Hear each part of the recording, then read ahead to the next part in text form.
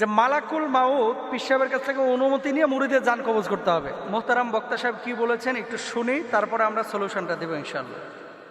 জেনে রাখবেন এই দরবারে মুরিদ আজরাইল আলাইহিস সালাম ততক্ষণ জান কবজ করেন না যতক্ষণ আগে আপনার পীরের দরবারে হাজিরি না দেন। ইন্তেকালের পূর্বে আগে 4 নম্বর দরবার পাক দেড়তলায় আজরাইল আলাইহিস সালাম হাজিরি হন, দফতর নিয়ে হাজির হন। ইয়া হুজুর পাক, বড় হুজুর পাক, আপনার অমুক মুরিদ অমুক দেশের অমুক গ্রামের এই নাম, তার এখন ইন্তেকালের সময় হয়ে গেছে, উনি আপনার মুরিদ আছেন, আপনি ইজাজত দেন। ওরা বলতেছে সুবহানাল্লাহ, সামনে শ্রোতারা আপনারা কি বলবেন? জোরে বলেন কি? লা হাওলা ওয়ালা কুওয়াতা ইল্লা। মুর্শিদাবাদের বহরমপুর এলাকা থেকে উনি লিখেছেন যে মোহতারাম, একজন বক্তার আলোচনায় শুনলাম, মানে দরবারি বক্তা যার খানকা আছে, দরবার আছে, উনি বলেছেন এই দরবার থেকে কারোর রুহ যদি কবজ করতে হয়, মানে এই দরবারের কোনো মুরিদের যদি রুহ কবজ করতে হয়, আজরাইল যদি রুহ কবজ করে, মালাকুল মাউত যদি রুহ কবজ করে, তাহলে অবশ্যই বাবার কাছ থেকে অনুমতি নিয়ে তার রুহটা কবজ করতে হবে। নাউজুবিল্লাহ বলবেন না? তারপরে উনি হোয়াটসঅ্যাপে লিঙ্ক পাঠাইলেন। লিঙ্ক পাঠানোর পরে বলছে হুজুর ভিডিওটা দেখে তারপরে আপনি মন্তব্য করবেন। তো এই ভিডিওতে মোহতারাম বক্তা সাহেব কি বলেছেন একটু শুনি, তারপরে আমরা সলিউশনটা দেব ইনশাআল্লাহ। আজরাইল আলাইহিস সালাম ততক্ষণ জান কবজ করেন না যতক্ষণ আগে আপনার পীরের দরবারে হাজিরি না দেন। ইন্তেকালের পূর্বে আগে 4 নম্বর দরবার পাক দেড়তলায় আজরাইল আলাইহিস সালাম হাজিরি হন, দফতর নিয়ে হাজির হন। ইয়া হুজুর পাক, বড় হুজুর পাক, আপনার অমুক মুরিদ অমুক দেশের অমুক গ্রামের এই নাম, তার এখন ইন্তেকালের সময় হয়ে গেছে, উনি আপনার মুরিদ আছেন, আপনি ইজাজত দেন। ওরা বলতেছে সুবহানাল্লাহ, সামনে শ্রোতারা আপনারা কি বলবেন? জোরে বলেন কি? লা হাওলা ওয়ালা কুওয়াতা ইল্লা বিল্লাহ। কতভাবে যে মানুষের ঈমান চুরি করা হচ্ছে। এই শুনেন, হক্কানি পীর যদি পান, যার কাছে গেলে কোরআন হাদিস শেখা যায়, সঠিক পথ পাওয়া যায়, সেখানে যাবেন ওই পীর সাহেবকে শিক্ষক হিসাবে গ্রহণ করার জন্য। কি হিসাবে? হক্কানি পীরের কাছে যাব দিন শেখার জন্য, ইসলাম শেখার জন্য, খালি হুক্কুর হাক্কুর করার জন্য না।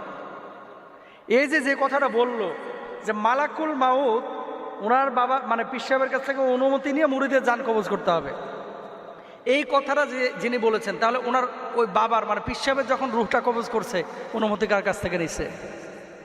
ভণ্ডামি এগুলো। এগুলো কি?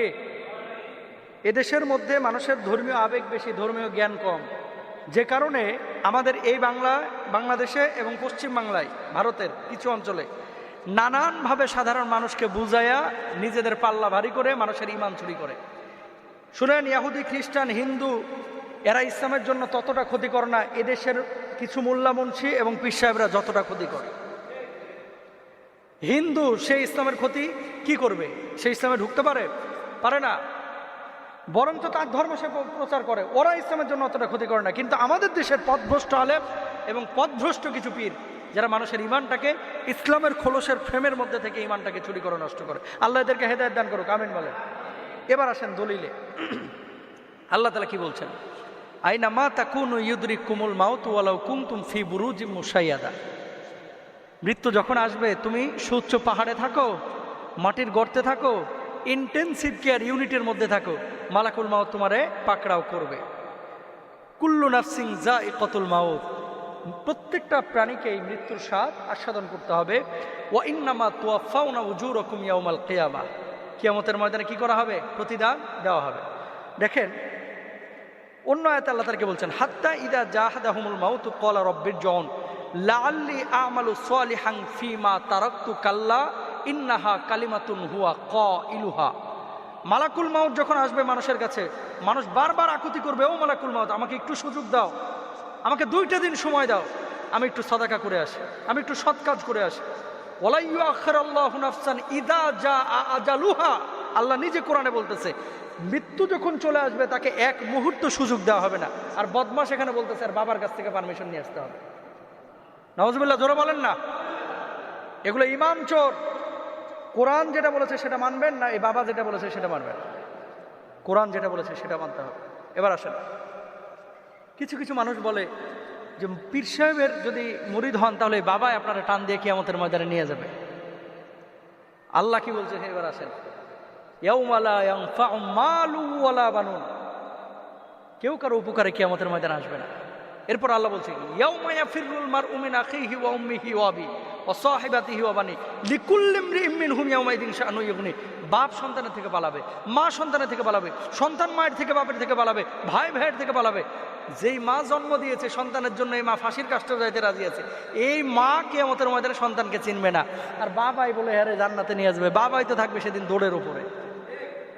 আমাদের আয়েশা সিদ্দিকা রাদিয়াল্লাহু তাআলা আনহা বর্ষা নবীজিকে বলছে, ইয়া রাসূলুল্লাহ আমি আপনার কে? তুমি আমার স্ত্রী, কিয়ামতের ময়দানে আমি কি কোনো ফ্যাসিলিটি পাবো না? কিসের ফ্যাসিলিটি? আপনার স্ত্রী হিসেবে আমি জান্নাতে বিনা হিসেবে যাব না? আল্লাহ নবী জবাব দিলেন, আয়েশা নিজের আমল নিয়ে কবরে ঢুকো, ফাতেমা নিজের আমল নিয়ে কবরে ঢুকো। আমল নিয়ে কবরে গেলে এই নবী কিয়ামতের ময়দানে আয়েশাকে ফাতেমাকে চিনবে, আমল ছাড়া কবরে গেলে এই নবী আয়েশাকে ফাতেমাকে চিনবে না। আর আমার বাবারা দাদারা আছে মাশাআল্লাহ, অটো গিয়ারে জান্নাতে যাইতে চায়, নিজে আমল করবে না, নিজে নামাজ পড়বে না, মুরিদ তো আছে অমুক বাবার, বাবাই টান দিয়ে নিয়ে যাবে। তোর বাবা যদি দৌড়ের উপর থাকে তোর অবস্থাটা হবে কি? আল্লাহ হেদায়েত দান করুক, আল্লাহ বুঝ দান করুক। আমি কোনো পীরের বিপক্ষে কথা বলতেছি না, হক্কানি পীরদের কাছে যাবেন দিন শেখার জন্য। কিন্তু যারা এমন কথা বলে যে বাবা তোর নামাজ রোজা এটার দায়িত্ব আমি নিলাম, এরকম কথা যদি বলে তাহলে জুতাটা খুলে আগে ওর মুখের দিকে ছুঁড়ে মারবে। কারণ কি? এগুলো ইমান চোর। এগুলো কি চোর? জোরে বলেন কি চোর? ইমান চোর। হক্কানি পীরদের পক্ষে থাকবেন, কিন্তু ভণ্ড এই সমস্ত মানুষ যারা ইমান চুরি করে এদের থেকে দূরে থাকবেন। আল্লাহ এদেরকে হেদায়েত দান করুক।